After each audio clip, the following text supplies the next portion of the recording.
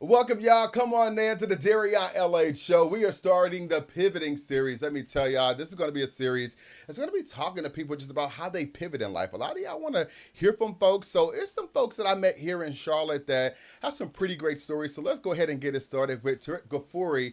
He's with me here today. It's so good to have you here, man. Yeah, I'm glad to be here. You're glad to be here. Yeah. Listen. I remember my first day when I found out about the training camp, which is the gym that you coach at. Right. Um, and I remember walking in, and of course, we did the initial, hello. And I know you asked me, you were like, okay, so like where are you from? And I told you I was in news and everything. And Yeah. I told you I'm really. I was like, damn, we got a celebrity already in the gym. I was gonna leave that part out of it. Yeah, I was like, okay, we got a big time deal. Not at all. But we actually, you asked me, okay, so what are you doing up here? And I told you how I was kind of pivoting in life. And then I remember you vividly being like, yeah, I had to get out of like the corporate space. And I was like, whoa. Yeah. Like, oh man. And I feel as if there's just been a shift among people wanting to get out of that corporate space. So first with you, I just want to start so what were you doing before you decided to pivot? So I was always training, and I was at Orange Theory Fitness, if you know what that is. Yeah, But I was doing that for about 6 years. I was a head trainer. But again, like it came down to money at the end of the day. And that's why I had a personal training client who actually told me about the corporate realm. And because again, everyone around here, like they love money. Everyone, that's our driving factor for most things. But we were training one day, and I noticed like she's like 24 years old, but has an all black Range Rover, wore Cartier bracelets all the time, and I'm like, what the hell do you do? And then she was like, I code. And then come to find out, like she's like a coder and doing automation, manual testing. And then she was the one that told me about you can get into this. And I was like, you have to be really smart for that, don't you? And then she's like, no, all you gotta do is like basic math, and then from there.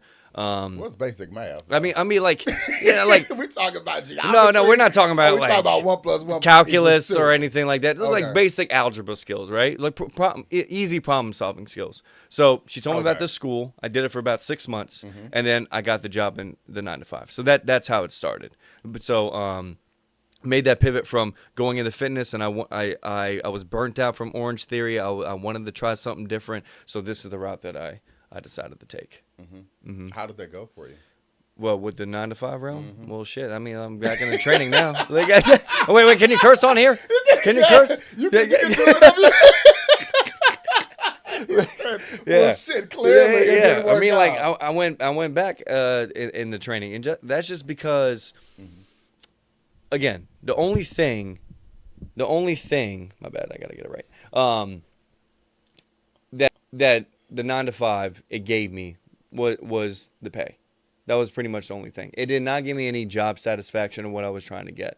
And but I can see why people stick with that for years and years and years. It's on autopilot. You don't have to worry about anything. And I get the security. That's what the biggest thing is about. But to me, I wanted to do something that actually gives meaning and gives fulfillment in my life.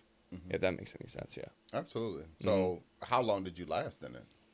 I did that. I was balancing between my personal training clients and the 9 to 5 for about 2 years. And so what was like that spark for you, where it was just like, this ain't hitting? So it was a visit actually here to Charlotte. Well, I came out over here to visit one of my friends, and then he was like, "Yeah, man, like, are you ever gonna like, are you enjoying your new job and that sort of thing? And are you always gonna be out in Virginia?" And I was like, I do need to make a pivot. And I want to move out someplace else. And I always visited Charlotte. I visited him like 12 times. And I was just like, you know what? I think I want to make this move. I like started looking at properties out over here. And then when I came out over here, and I was like, you know what? I have this new journey. So I want to just start fresh. I want to be able to quit this job. And I want to go full-time fitness again. Gotcha. Chase my true passion in doing that. How has it been for you? It's been hell. I ain't going to lie to you. Yeah. No, because I love your bluntness. Like, no. I'm serious. Like, and again, I don't know how else to be. So the thing is, I have had a whole lot of success back in Virginia. Because everyone knows who I am over there. Spent 33 years of my life over there. shifting over to coming over to Charlotte, it is really in the fitness realm out here, it is a lot of people who have gyms, a whole lot of trainers, but it's not quality type people, if that makes any sense. Yeah. I know my craft, I would say, more than a lot of people out here. Not to say like I'm not discrediting anybody, but this is like what I do pretty much. And yeah, like that, it's been a struggle for quite a while, to get personal training clients. I've been trying to be active in the training camp realm, F45 realm. I try to get a couple clients from out over there, but yeah, it's been tough. Yeah. Yeah. And it's funny that you say that, because that's kind of position that I'm in right now as well. Like, it's kind of like you said, going from a space to where like everyone gravitates towards you, right? Yes. In Virginia, everyone knows you, right? Yep. So they were gravitating towards you, and that's the space that I was in, even when it came to like television, Right. So like everyone would come towards me. I actually told this to my Uber driver last night. Everyone would come towards Where the hell me, were you right? going? Like, you I was going going out? downtown You to get just something to eat. Let's stay on the subject. I wanted something. Yeah. All right, parking downtown. Yeah, my bad. Uptown Charlotte. It's horrible. Yeah. Anyway, so I was in Uber, but I was telling him, I'm like, what I've enjoyed so much was, like you said, it's hell in a way, because especially when you're starting something new, you're starting something organic, but it's fun in a way too, because it's like you have to then put yourself out. You have to go into different spaces that you've never been in before, and introduce yourself to people who don't know you at all. It is, which yeah. is it's a challenge, but there's so much growth within that space as well. And for me, I think that I was like kind of like spoiled with that, and my ego took a hit. Same. My ego took. I'm like, damn, am I not a good? How? Like, because like when I market typically, like my training or whatnot, the only marketing that I would ever do in like Virginia would just be like I repost a story like one of my clients have, and like I get like 3 new people that want to ask for training. Like when I do something like that out here, it's like crickets, like, nothing. Great job. Yeah. Awesome. Heart on it. Yeah. Yeah. But like it did take it, like my ego took a hit out here. So like when I come like to kind of like beg people for training almost, and it's just like that's not what I do. You know what I mean? So it's shifting into a new thought process or a new I don't know way of thinking, like in order for me to like shift over to getting people to be trained with me. So it's tough. How have you gotten around your ego? Oh shit! Now we're really deep in. I don't know. I don't think I have, to be honest with you. I've been trying to read a little bit more. I'm trying to develop more skills. I don't know, but like it's something within me. It's just like, you know what? Just being real. Like if this ain't gonna work for me, fuck it, I'm out of here. Like if this ain't for me. So again, I might be pivoting to something else rather than training. Yeah. So we'll see. And that's literally what I had in my mind, right? That the thing about pivot, and what a lot of people think pivot is, it's like, oh, I'm just gonna pivot to one thing. Okay, boom.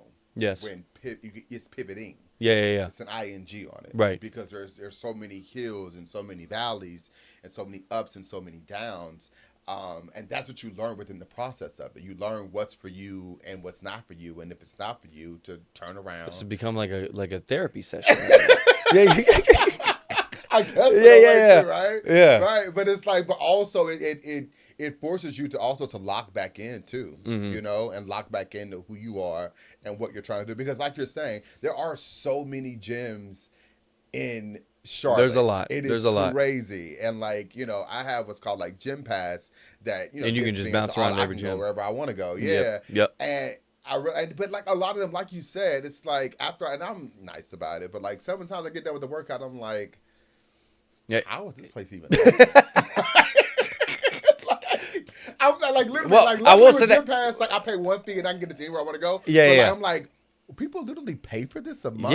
Yeah. This is crazy. I mean, it's like that's why we're still obese out here. No, it's the kind of training, and so like, and again, shout out the training camp with that. Yeah, I love training camp. Yeah.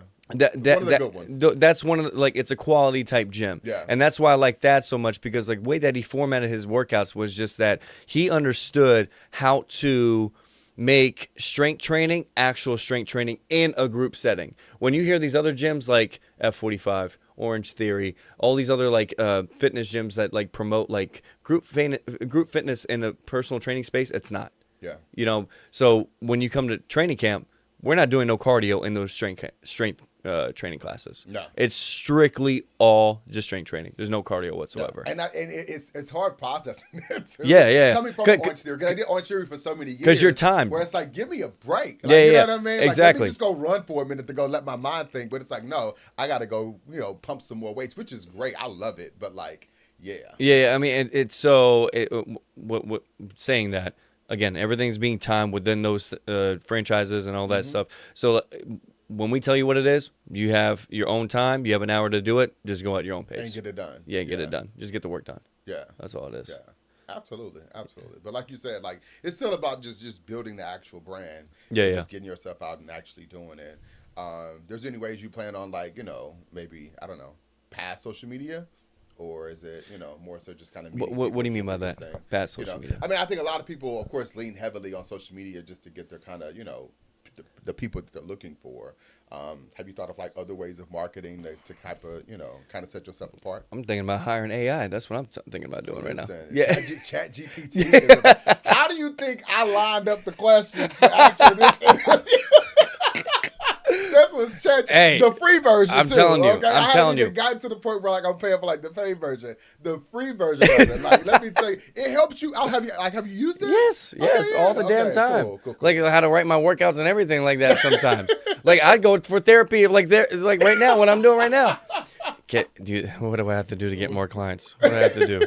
Like, and it tells you. It really lays it out for you. Yeah. So what have you learned though, just within your process of pivoting, that maybe someone else can learn from you?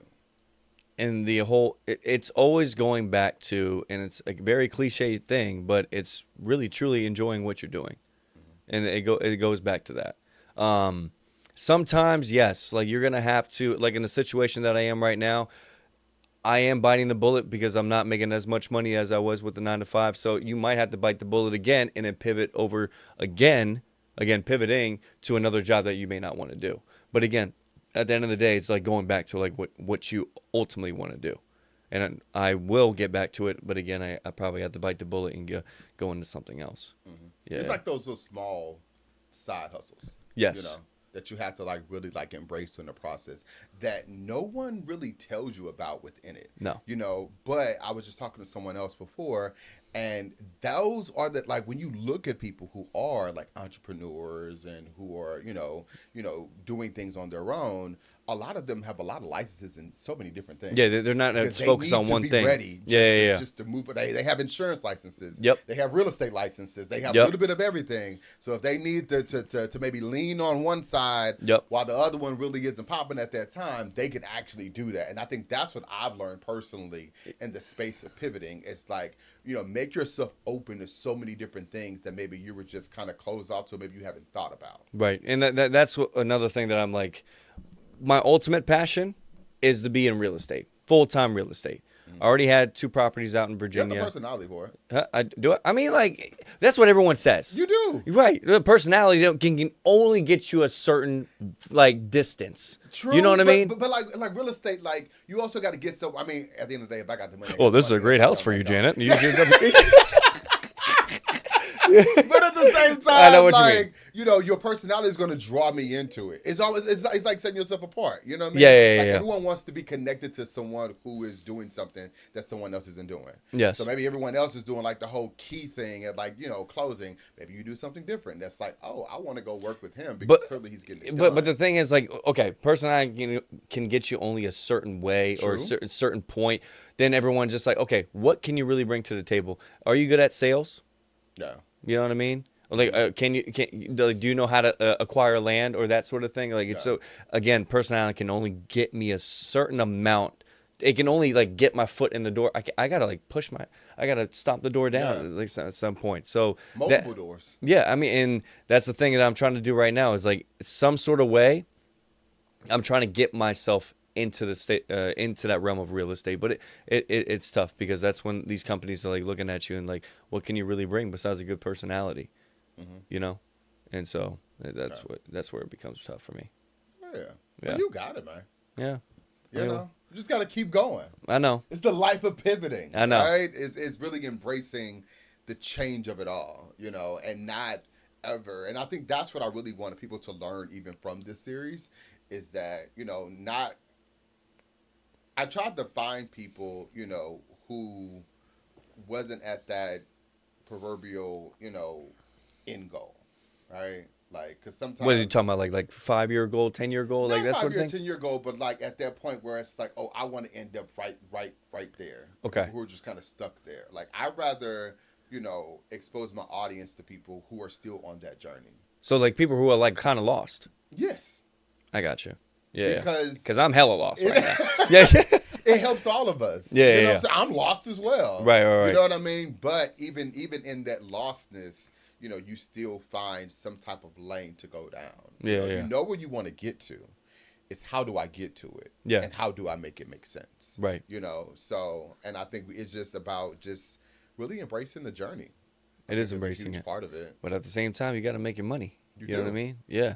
So bills are gonna be due. Yeah, bills are gonna be due. I mean, luckily, again, like I got some funds like stay back on, but again, that and my safety net, I always look at it this way. This is like where I'm like dead, red center, and then this is my like safety net, like right here, and like and I'm right here, and I'm still like freaking out at this point. I never want to get to. I don't even ever want to get to my safety net. Like I just can't let that happen. Right. You know what I mean? Yeah. So it's tough. It's tough. Yeah. So what keeps you going? I'm one to never quit. I've never quit on anything. I think it comes from my background of like training and like, basketball training. So when I played 1 year professionally for the PBL, I would just like, just training every single day and applying that into things that I'm like doing right now. It just my nature. Like, it's not me for like to fall in and just be like, throw in the towel. So like, I gotta like, just like, okay, what else can I do here? Can I do this? No, I can't do that. I gotta like, just different doors. Like you said, just like trying to find like different ways and avenues. And so one day it'll come out. It'll come out on top. Mm-hmm. How do you keep yourself motivated? And this is a funny question. I don't find motivation. I'm not motivated. Really? It's just strictly discipline. That's all it is. You know what I mean? Like, it's like working out. Like, I don't like every single day. Am I like, like, do I get a boner every single workout that I do? No, I don't. Yeah. You know what I mean? So like, I am more disciplined. I know that I have to do it rather than I want to do it. And that's the same thing when I apply to work. You know what I mean? So Gotcha. yeah. Discipline is key. Yeah. I mean, like, because again, and this is something that I found out in fitness too. So a lot of people, like, they come up to, like, they gravitate towards a trainer that's really motivated, and you can only have so much motivation, and when people rely on motivation so much, you can run out of it. So like, you have to change your mindset and just be like, you know what? It's not even about the motivation of that standpoint. It's the people who actually make the results are disciplined. They do it when they don't want to fucking do it anymore. Right. You know what I mean? So that is the biggest thing. Gotcha. Yeah. They're just keeping that discipline. Yep. Which is hard in fitness. It is. It's hard in again, life. I mean, for anything, right? Yeah. I mean, like any type of thing that you don't want to do, Mm-hmm. and you're gonna have to like just be like, I don't want to do this, but I have to do it. Bills got to be paid. So. Yeah. Yeah. That's the vibe. Yeah. That's the vibe. It's good to know that I'm not alone in this. Like, you know what I mean? Like, for real. Because, like, so many times it's like, and I think, honestly, I'm pretty sure people even back at home in Virginia probably look at you and be like, oh, like, I want to be like him, or, like, man, like, I want to get to that point. And it's like, I am still trying to figure this out myself. Me too. Because that's the reality of all of us. Right. Like, let's be honest. I talked to so many of my friends who are, wildly successful, and they are still trying to figure it out. We are all throwing shit at the wall. Just try to do whatever the hell you want to do. Figure out what sticks. You know what I mean? And I think like having this idea that we all have it figured out is not reality. Right. It's not reality. And I think I love our generation enough to know that we're at the point where it's okay. It is. Well, To a certain degree. I mean, like, Yeah, of course. yeah. You I gotta mean, make sure you're good. yeah, yeah. I mean, but, like, I'm one. I hate, like, I don't like help. I'm very, very independent. Really? Yes, yeah. Like, You I gotta start hate. leaning on that. But this has become a damn therapy session. Like, I've like talked to this, like, actually with my friends, like, the past like couple of weeks. Uh-huh. Yeah. So I don't like asking for help Uh-huh. because I've always done it by myself, and I'm like, I can figure it out. I'll figure it out. I can do it by myself. But like here, since I moved here to Charlotte, it's like, damn, like my ego took a hit. Yeah. Like nothing, I can get no momentum with anything with this training, and like I'm like, oh my god, like I had to, like, I feel like I'm begging. You know what I mean? Yeah. Like, hey, please give me an opportunity to train you. Please, can I get this job? Like, it's just like, holy shit. Yeah. You know what I mean? Yeah. Yeah. So it has been a point where, like, I guess I do gotta ask for help, but you Yeah. know, I gotta swallow that pride first. Yeah. There's a lot of pride that comes into that, though. Mm-hmm. You know, of asking for help and getting to the point where it's like, okay, now at this point, I need to ask for help. Yeah. It's not something where it's like, really a choice. It's something that I literally have to do. But realizing that it's okay, because I'm the same way. I don't ask for help either. Yeah. I'm like a do it myself type of guy. Like, Yeah. like move on my way, because Yeah. because I like stuff done a certain way, and I need it done like to that level. And if Yes. it's not done at that level, then Yeah, I'm not yeah. gonna use it, or I'm not gonna do it, or you know what I mean? Like, Yeah, I know exactly. It don't gotta be give your me- way. right? Don't give me unfinished. I can take it your way. It just got to be on my quality of work. Right. You know right, what I mean? right. I expect a certain level of quality. Now, if you're not going to do it that way, then we're just not going to do it. I feel it. I'll just do it myself. Yeah. Because I know it's going to be what I want it to be. You know Yeah. what I mean? But understanding that, yes, like you have to ask for help. Yeah. And you have to be comfortable within that space, and that's the hardest part. It is the hardest That part. is the hardest part. But we're gonna make a way. Yeah. We're gonna We'll make it there one day. Absolutely. I didn't know that this podcast is gonna be so damn depressing. That- I think that's the reality Yeah. of pivoting, though, right? Yeah. It's like it's not all sunshine, Yeah. and rainbows, and beautiful flowers, and oh my God, I'm an entrepreneur. I'm doing it on my own. I said F corporate America. Now I'm getting it. It's a process.